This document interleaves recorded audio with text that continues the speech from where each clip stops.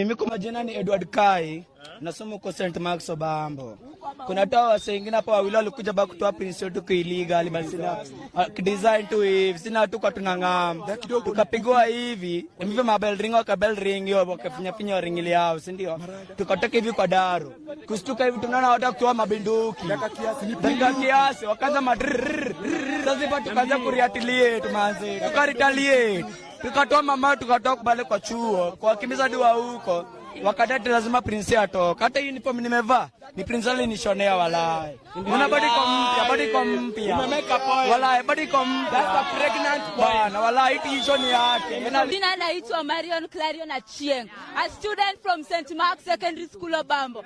Mr. Peter Wandera Wao has been there for us. He has been fighting for our rights. He has been paying for our fees, and now they want to transfer our principal illegally. We will not agree for our principal to get out of St. Mark's Obambo. That is the thing that we will not agree. Our principal is not going anywhere.